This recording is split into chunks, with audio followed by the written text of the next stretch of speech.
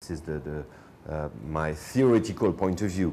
I think one of the consequences, not of the way people were killed, but of this strategy of extermination, has this consequence that only the dead people are, but at the moment the dead always live with everybody. And this is one of the consequences, I think so. So they're frozen? Exactly, exactly. And the children don't know what happened, they don't talk? Well, how can we talk about this? Because when they talk about the dead people, which is not what we do usually. When we have some people dying in our family, when we talk to our children, we talk of them when they were living. We don't talk of them as dead people. With this consequence is that when they talk about people, when they say, tell me something about your mother, my mother died. My mother died during Pol Pot. And nobody asked them, but what happened before she died? And one part of my treatment is that, okay, he or she died during Pol Pot, but before dying, was he living or not?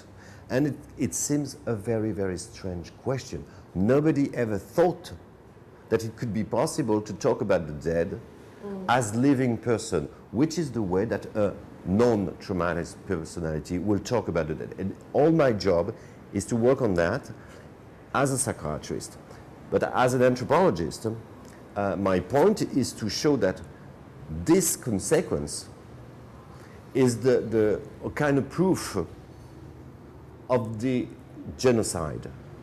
Because I think this is a mean in the genocide to destruct the connection between the living and the dead, and leave only the dead as the moment they died, and you can talk before or after. And I do think, it's my point, it's difficult for me to say it in English, but it's the real point I want to address in my research, the kind of archaeology of the will of the persecutors, which for me is the will of a genocider. So, don't you think that foreigners are not looking at this enough? Of course. Of course, there's many other reasons. The colonialist presence in Cambodia before, the role of the United States at the same time, the role of everything must be on the table. This is why I really don't want to say it's a pure Cambodian problem. No, it's not a Cambodian problem. It happens in Cambodia, but it reveals something that belongs to humanity. As a human being, I feel completely emotional with the situation, not because I have any connection with Cambodia, but because as a human being, I say it's not possible to do that. And if they've done that, they have to pay for that. They did an experiment where they told two groups of ordinary people. One group pretended they were being tortured, and the other group was told to press the button and turn up. Milkware experiment, yes. Yeah. Do you think all people are capable of something? All people are capable to do that. Some people make the good choice. Some people make the wrong choice. This is the reason why we have trial, we have judge, we have everything. It's not a psychological problem. It's possible. It's possible to kill someone. It's possible to obey orders. It's possible also to disobey orders. And this is not a psychological, it's a culture, it's a social, moral position. And this experiment is very important because it shows clearly that if someone obeys orders without thinking about the consequence, he can do terrible things, and I think is responsible of what he done. Imagine another situation, and this is one of the cases about what's happening with the trail.